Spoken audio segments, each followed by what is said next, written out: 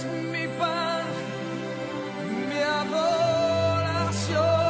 Siempre serás tu Señor, siempre lo serás.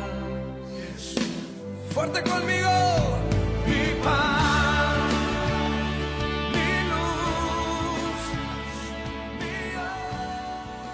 mi E entrando ele no barco, rogava-lhe o que fora endemoniado, que o deixasse estar com ele. Jesus, porém, não o permitiu, mas disse-lhe: vai para tua casa, para os teus, e anuncia-lhes quão grandes coisas o Senhor te fez, e como teve misericórdia de ti. E ele foi e começou a anunciar em Decápolis quão grandes coisas Jesus lhe fizera. E todos se maravilharam. Marcos capítulo 5, versículos 18 a 20. A paz do Senhor Jesus, irmãos, todos que estão ouvindo este áudio. Quem fala aqui é a Rosane. E eu decidi compartilhar com vocês o meu testemunho de salvação, como o Senhor Jesus se tornou Senhor na minha vida, como eu aceitei a salvação que Ele oferece gratuitamente a nós todos. E eu vou compartilhar com vocês mostrando algumas fotos da minha vida, da minha família, de situações que o Senhor permitiu na minha vida, situações que marcaram a minha história e me fizeram ser quem eu sou hoje. Situações que o Senhor Jesus usou para moldar a minha vida, me transformar, me ensinar muitas coisas. E por que eu decidi fazer isso? Irmãos, eu conheci o Senhor Jesus no ano de 2001. Conheci Ele na minha vida. Antes eu conheci uma religião. Eu conheci o Senhor Jesus em 2001 e desde então eu comecei a fazer coisas para Ele e para o reino. Mas eu nunca mostrei o meu rosto, nunca mostrei uma imagem, uma foto, porque eu me preocupava com o julgamento das pessoas se eu fizesse isso. E o Senhor, Ele me mostrou que eu não tenho que me preocupar, que isso tudo é para a glória do nome dEle, porque o julgamento Ele virá de qualquer maneira, os irmãos sabem disso, a gente mostrando o rosto ou não mostrando, os irmãos, alguns vão julgar a gente, vão interpretar erroneamente as situações. Então, eu creio que vai ser edificante para muitas vidas o fato de eu mostrar a minha história e contar a minha história. Eu quero começar então dizendo que alguma coisa que eu já falei a respeito da minha vida. Eu nasci em Curitiba e nasci numa família religiosa, uma família que ia na igreja toda semana, vários dias da semana, e eu não era autorizada a cortar o meu cabelo por causa da religião evangélica que eu estava inserida. Não era autorizada a pintar as unhas, usar maquiagem, nenhum tipo de joias. E o meu cabelo era motivo de orgulho da família. Para mim era uma vergonha. Eu morria de vergonha das pessoas me olhando na rua, porque o meu cabelo era realmente grande, como vocês estão notando, eu estou colocando as fotos aí. E tem também esse vídeo da família. É um vídeo onde aparece um pouquinho do comprimento do meu cabelo. Nessa época do vídeo eu tinha 13 anos de idade e meu cabelo ele praticamente alcançava o meu joelho.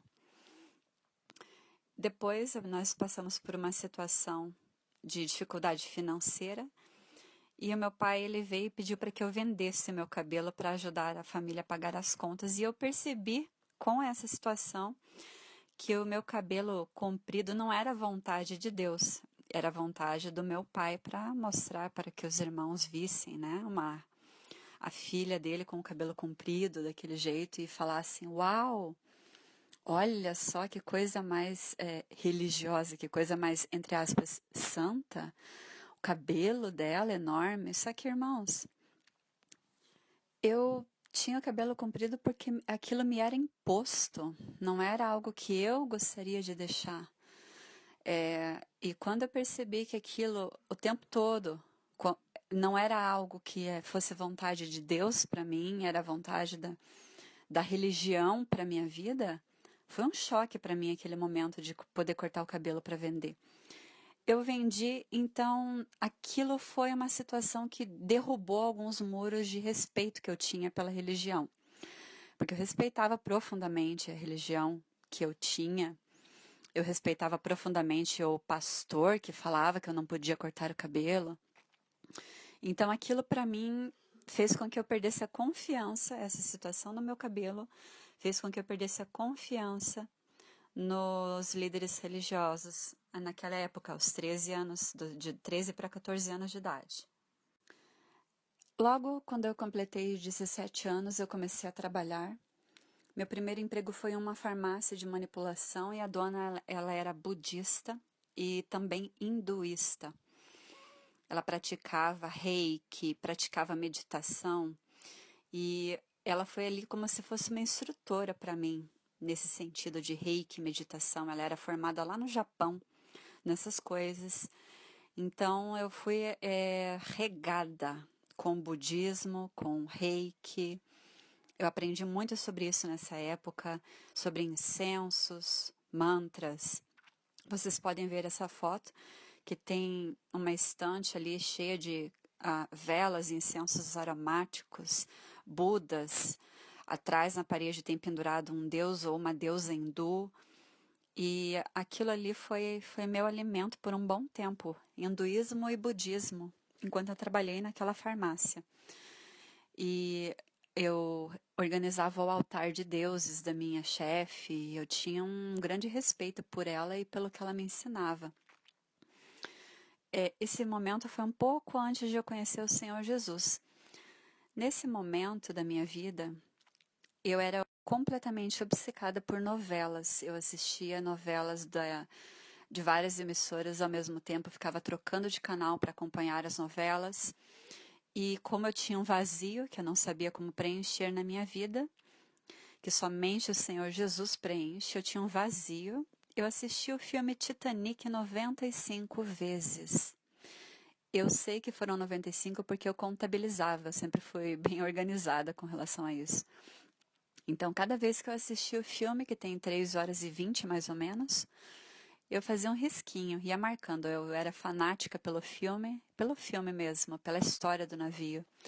E eu tinha uma pasta grossa com artigos a respeito do navio. E no final da pasta eu ficava marcando. Meu objetivo era assistir mais de 150 vezes. Só que o Senhor Jesus, graças à misericórdia do Senhor, o Senhor Jesus não permitiu. Ele me encontrou antes. Ele apareceu antes ali de eu atingir essas 150 vezes que eu queria ter assistido. Nessa época que eu tinha de cerca de 17 anos de idade, 17 para 18, a instituição que os homens chamam de igreja tinha completamente falido na minha mente. Eu não tinha respeito nenhum por isso. E eu já não ia nessa instituição chamada igreja por alguns anos já. E o meu pai chegou num dia à tarde e falou que nós iríamos na igreja no próximo domingo. E foi a primeira vez que eu confrontei ele. Eu falei, eu não vou. Quando o senhor não vai na igreja, o senhor não obriga ninguém a ir na igreja. Quando o senhor quer ir, todos nós temos que ir juntos, né? Eu não quero, eu não vou. Ele não me forçou, não me obrigou. Eu falei, ninguém vai me arrastar. Eu estava bem rebelde naquela época. Ele falou, não, eu não vou te arrastar, tudo bem, mas eu vou cancelar a TV a cabo aqui em casa. E eu nem liguei, né? Ele cancelou a TV a cabo, nós tínhamos TV por assinatura, foi cancelada por causa da minha rebelião. Mas eu tinha TV aberta para assistir as novelas. E um dia eu estava assistindo novela e o momento da novela para mim era sagrado. Eu não aceitava ser interrompida por nada. Um pouco antes da novela começar, o meu pai chegou e mencionou que um irmão da igreja tinha morrido. Um irmão que era amigo dele. E pediu para que eu fosse até o carro pegar umas caixas de coisas que o irmão tinha deixado para ele. E era uma viola e uma caixinha de sapato com alguns livros dentro. Eu sou curiosa. Abri a caixinha e só eram livros de Jesus. Jesus isso, Espírito Santo aquilo. E tinha a Bíblia do homem lá dentro da caixa. Uma Bíblia extremamente lida, usada. Quando eu mexi naquilo, me incomodou profundamente. Eu pensei, nossa, que homem fanático, só fica lendo esses livros. Fechei a caixinha e fui para o meu quarto assistir a novela. Quando eu liguei a TV na novela, eu fechei a porta do meu quarto, eu ouvi o seguinte na minha mente. Foi falado dentro de mim. Uma voz disse, o que você tem feito por mim? E eu pensei, ai, ai, ai, só me falta ser Jesus esse negócio. E aumentei o volume da TV e me veio novamente, o que você tem feito por mim? E eu desliguei a TV, mas aquilo me incomodou, porque ninguém me falou, olha, Jesus está falando com você. Jesus fala desse jeito. Ninguém tinha me dito isso. Eu sabia, foi comunicado ao meu espírito que era Jesus me falando aquela pergunta. Eu desliguei a TV, liguei um som bem alto no meu quarto, comecei a cantar as minhas músicas, que eu era fanática lá na época, fã. Nesse momento, o Senhor Jesus me deu a seguinte informação.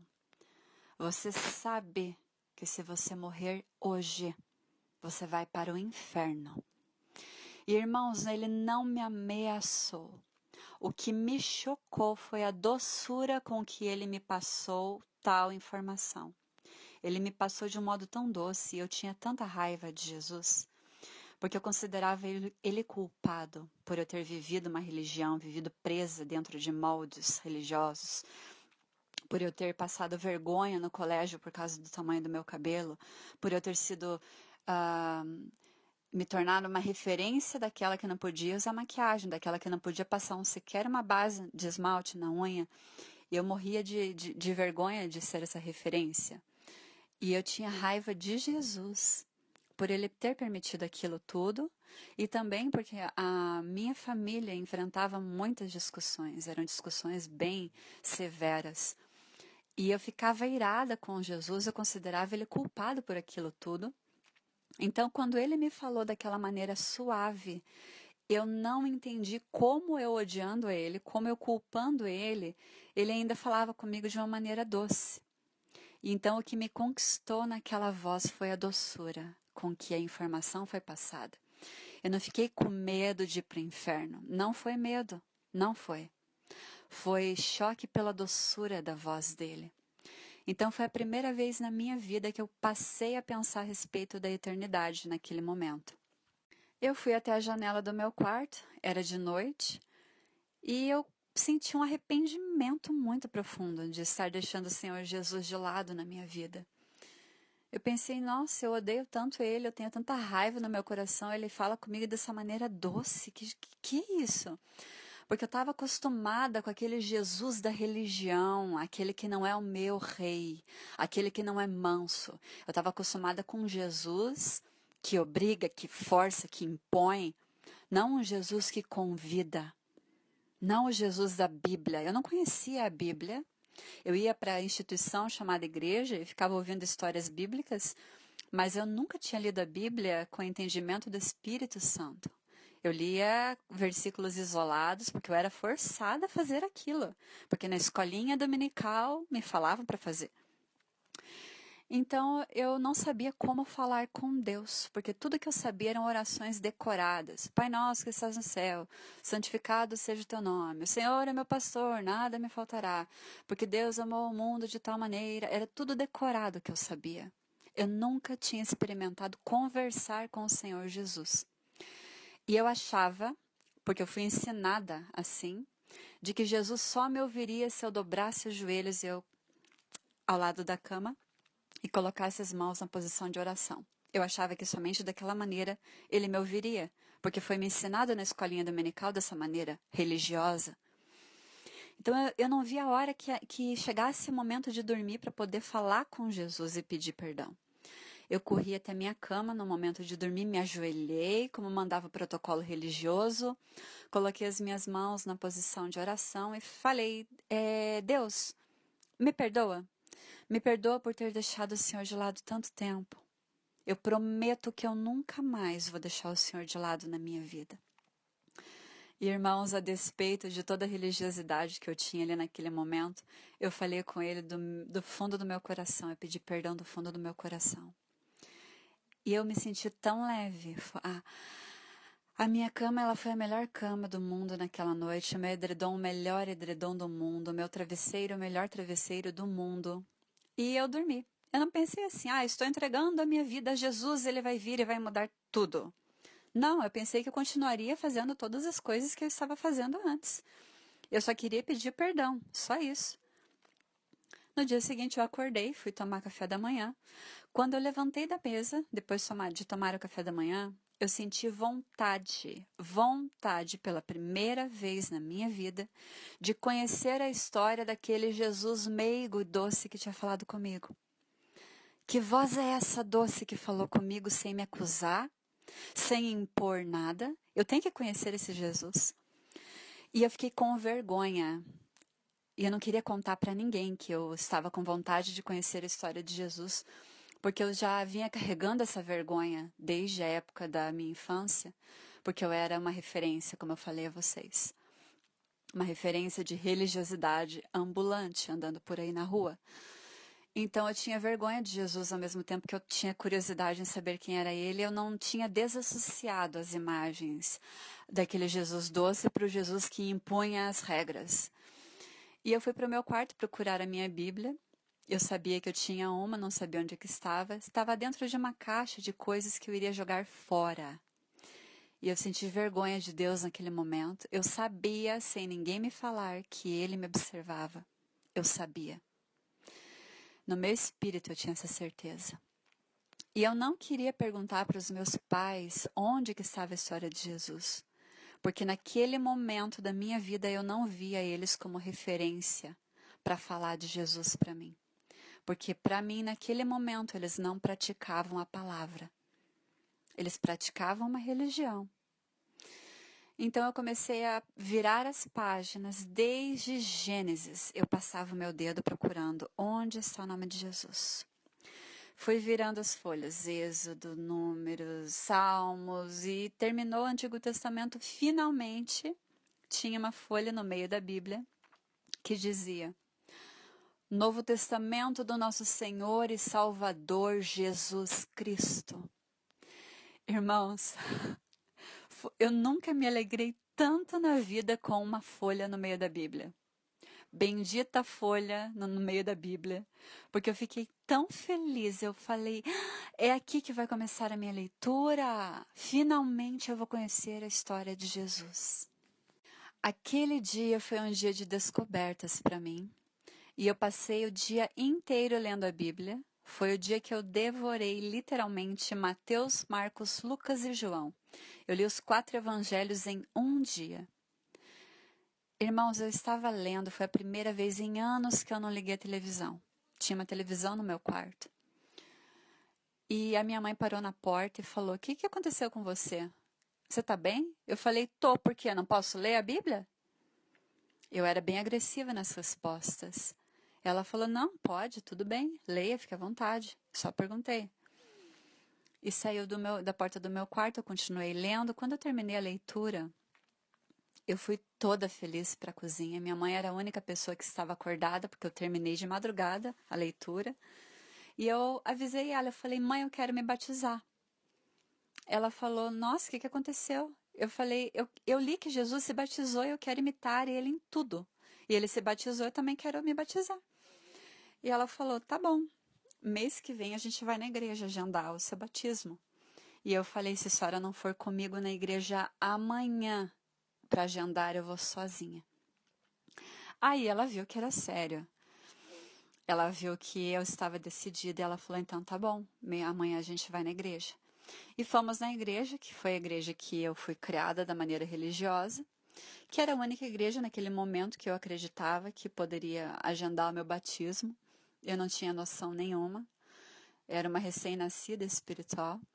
Fomos lá, agendamos o meu batismo e eles me fizeram uma entrevista protocolar sobre a igreja. E eu lembro que as minhas respostas eram sobre Jesus. Eles me perguntavam: Você vai servir até quando Deus nessa igreja aqui, na igreja X? E eu falava: Eu vou servir Jesus até ele voltar. Então eu estava fluindo Jesus naquele momento. E eu percebi que as perguntas eram extremamente religiosas. Me perguntaram a respeito dos dogmas da igreja. Então foram feitas perguntas religiosas para agendar o meu batismo. Mas o batismo foi realizado para a glória do nome do Senhor. E eu comecei a frequentar aquela igreja, instituição, e aprender a respeito do Senhor. E eu fui extremamente ferida nessa igreja. E eu acredito que são fases que nós passamos para que a gente possa crescer e derrubar as muralhas que nós levantamos, nós mesmos levantamos muralhas para que Jesus fosse o único para quem eu fosse olhar. Então, à medida que eu ia lendo a palavra, conhecendo a palavra e comparando com aquele ritual todo litúrgico que eu via no culto, naquilo que eu chamava antes de culto, aquilo foi me chocando. E eu fui começando a questionar o Senhor. Deus, que é isso? Que negócio é esse? Isso aqui não tem nada a ver com a sua palavra. E o Senhor, ele foi me ensinando ali de uma maneira muito particular e pessoal a respeito de relacionamento com Ele. Nesse momento foi o momento que eu estava lendo a palavra e conhecendo a palavra, que começaram duas coisas a acontecer na minha vida que marcariam o meu futuro. A situação da aviação na minha vida e a situação do mormonismo e da maçonaria na minha vida. Logo que eu me converti ao Senhor Jesus e não a uma religião, a minha mãe encontrou na rua os missionários mormons, aqueles meninos que andam de roupa branca com a plaquetinha preta, de a Igreja de Jesus Cristo dos Santos dos Últimos Dias. E como ela estava sintonizada com o que estava acontecendo na minha vida, ela sabia que eu estava lendo a Bíblia naquele momento, os missionários ofereceram palestras para ela. Ela falou, eu não quero essas palestras, mas a minha filha vai querer. Ela está lendo a Bíblia, acho que ela vai gostar de conversar com vocês. E a minha mãe agendou sem eu saber, com os missionários, e veio e me avisou, filha, eu agendei com os mormons e eu nem não conhecia o mormonismo, não sabia a respeito. E eu fiquei meio assustada, porque eu me lembrei que na escolinha dominical tinham me falado que não era uma religião de Deus. E eu fiquei com medo. Eu falei, mãe, eu não conheço nada sobre eles. E a minha mãe falou, não faz mal, você vai conhecer então. Então, como vocês estão vendo aí nas fotos, irmãos, eu comecei a receber na minha casa muitos missionários. E a minha casa, ela era exatamente na divisa de área dos missionários, então podia haver grupos de missionários na minha casa, porque eles são divididos geralmente por bairros e áreas. Somente 2 missionários por residência na minha casa, iam vários, por causa da localização geográfica da minha casa. Então eu atendia eles sozinha. Eu debatia ali com eles, conhecia o mormonismo junto com a Bíblia. Então eu li a Bíblia e junto eu li o livro de Mormon, Doutrina e Convênios, A Pérola de Grande Valor, A História da Igreja na Plenitude dos Tempos e vários outros livros a respeito de mormonismo. E eu não sabia que naquele momento o Senhor estava plantando uma semente ali na minha vida e que 10 anos depois aquela semente se tornaria um livro. O livro Diga aos Mormons que eu os amo, que foi um título que o Senhor me deu. E é um livro que eu escrevi, onde eu abordo o fundador do mormonismo ter se envolvido com a maçonaria. Logo depois, acabei também fazendo curso de comissária de voo, algo que eu nunca tinha pensado na minha vida fazer. Eu nunca tinha viajado de avião na minha vida, não tinha condições financeiras para viajar de avião. E um dia eu fui numa costureira ajustar uma roupa e ela falou, você nunca pensou em ser comissária? Eu falei, não, e dei risada dela. Ela falou, a minha neta acabou de entrar na TAM. Eu falei, parabéns para sua neta. E não toquei mais no assunto. No dia seguinte, a minha mãe foi buscar aquela blusinha que tinha ficado para ser reformada. E essa costureira tinha alfinetado na blusa o telefone da escola de aviação. E foi nesse momento que eu liguei para me informar a respeito da grade curricular e acabei me inscrevendo no curso de comissária de voo. Isso foi no ano de 2002. Nesse momento também o Senhor começou a plantar algo na minha vida que no futuro renderia outro livro chamado Tripulantes, A Dor do Glamour, também foi um título que o Senhor me deu. E é um livro onde eu apresento o Senhor Jesus aos tripulantes, que são as pessoas, tanto pilotos quanto comissários, que trabalham na aviação.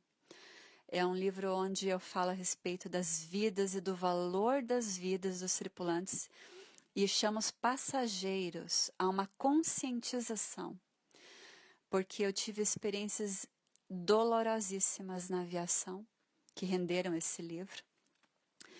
E renderam muitas das coisas que o Senhor Jesus me ensinou sobre excelência e sobre humildade.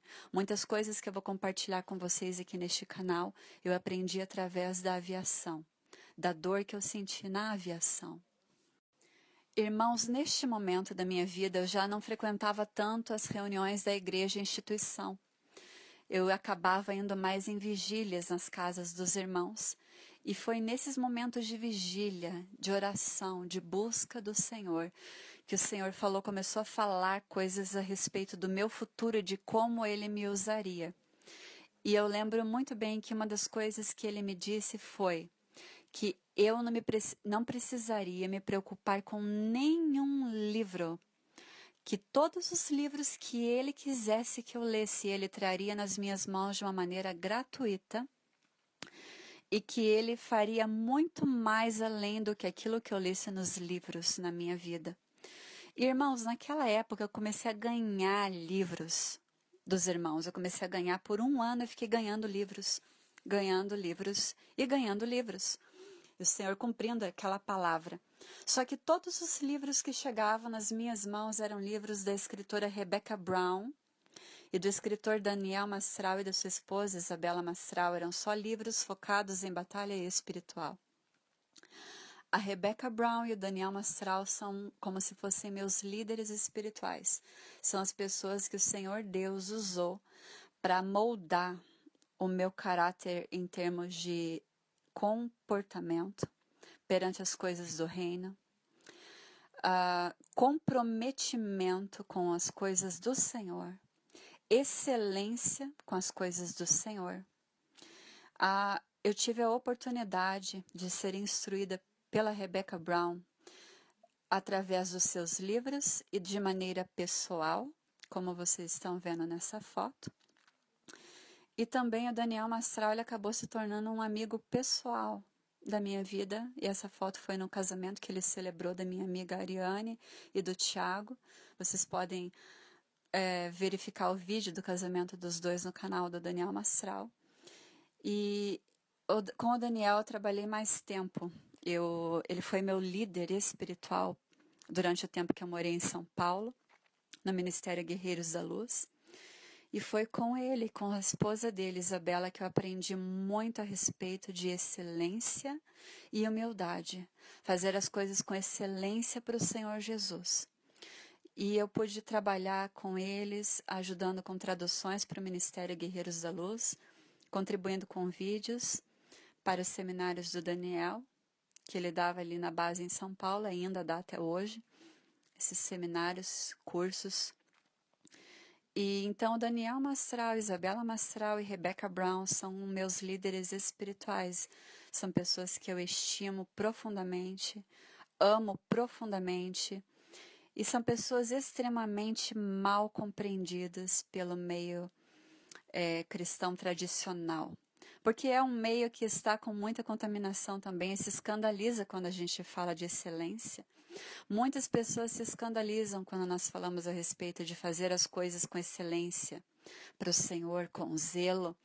As pessoas hoje estão muito acostumadas a fazer as coisas de qualquer maneira, de maneira rápida. Vamos fazer, sem olhar para a excelência e para o zelo. E isso eu aprendi com a Rebecca Brown e com o Daniel Mastral e a Isabela Mastral. Excelência.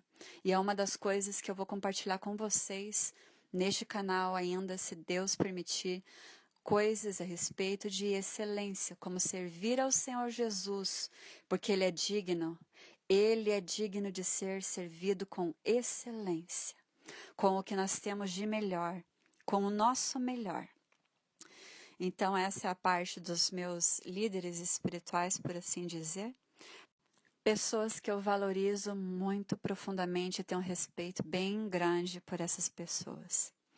Foi com eles que eu aprendi o valor de dar algo sem pedir nada em troca, imitar o Senhor Jesus. Então, queridos irmãos, depois que eu conheci o Daniel Mastral, Rebecca Brown, fui instruída por eles de uma maneira pessoal, foi muito acrescentado à minha vida espiritual isso, me moldou muito essa convivência. Eu aprendi o valor de dar, imitar a Cristo dando, sem cobrar nada. Então eu tirei o livro Diga aos Mormons que eu os amo da editora e deixei ele para download gratuito. Tripulantes, a Dor do Glamour também está para download gratuito.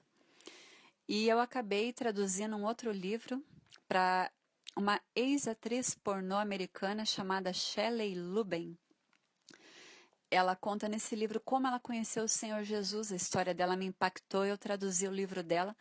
Todos esses livros, queridos irmãos, eu estou deixando o link deles para download gratuito embaixo da descrição deste vídeo do meu testemunho, para que vocês possam também ler e compartilhar com outras pessoas aí. E ao longo da decorrência do canal A Voz Mansa e Suave, eu pretendo postar ensinamentos que o Senhor Jesus trouxe para mim, através de cada experiência que eu tive, de cada pedacinho de trajeto da minha história. Eu pretendo compartilhar com vocês coisas preciosas que eu aprendi com o Senhor, como eu fiz com a mensagem Cronos, a gestação. Então, irmãos, eu agradeço a vida de vocês, eu agradeço a vida de cada um que ora pela minha vida, agradeço a todos os irmãos que criticam, que julgam, porque vocês são trabalhar de Deus na minha vida, porque eu aprendo a orar pelos meus inimigos através da vida de cada um de vocês que criticam, sem conhecer nada e alguns até conhecendo. Mas é tão fácil criticar, né, irmãos? É tão fácil criticar. Mas cada um de nós vai comparecer perante o trono dele naquele dia. E cada um de nós vai dar conta de cada palavra ociosa que nós dissermos.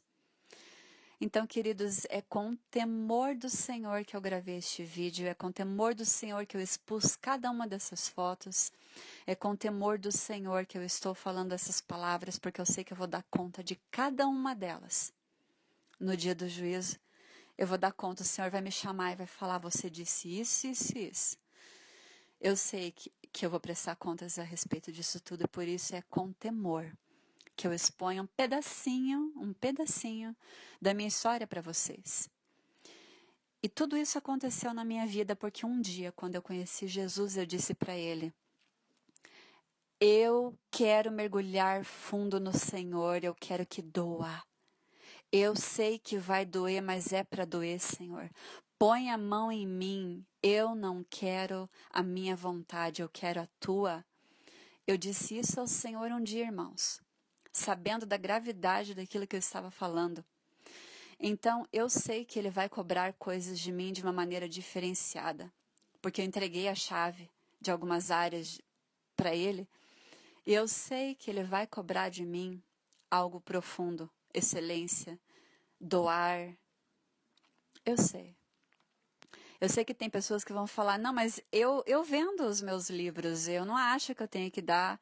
Ok, fique à vontade, querido, isso é para a tua vida. Para minha vida é diferente, porque eu disse que eu queria mergulhar fundo. E isso, irmãos, vai servir para muitas pessoas que estão com medo de mergulhar fundo no Senhor. Se você tem medo, abandona esse medo, porque na eternidade você não tem escolha. Ou você vai mergulhar fundo, ou você vai ficar afastado da vida, que é o Senhor em pessoa. Então eu escolhi aqui, nessa vida, mergulhar fundo. E é a respeito de mergulhar fundo que nós vamos falar aqui neste canal, a voz mansa e suave. Porque o anseio do Senhor é o nosso ser completo, Ele anseia por nós inteiramente. Então, irmãos, sai do barco e pisa nas águas, vai ao encontro do Senhor no meio das águas. Mergulha fundo. Não tenha medo do Senhor. Não tenha medo. Vai doer, irmãos. Não é fácil. Você vai ser extremamente incompreendido. Mas vale a pena porque você vai conhecer o Senhor de uma maneira única, muito particular, que Ele quer se revelar a cada um de nós de uma maneira linda. Que Deus abençoe a cada um de vocês. Eu louvo a Deus por cada vida que participou da minha história. E vocês também que estão vendo esse vídeo hoje, vendo as minhas fotos que estou compartilhando, que estou expondo, vocês também fazem parte da minha vida. Eu agradeço a Deus pela vida de vocês, em nome de Jesus. Que Deus abençoe cada um, em nome de Jesus, e que atraia vocês a Ele, como Ele tem me atraído dia a dia. Que Ele atraia cada um de vocês que estão ouvindo esse vídeo. Em nome de Jesus. Amém.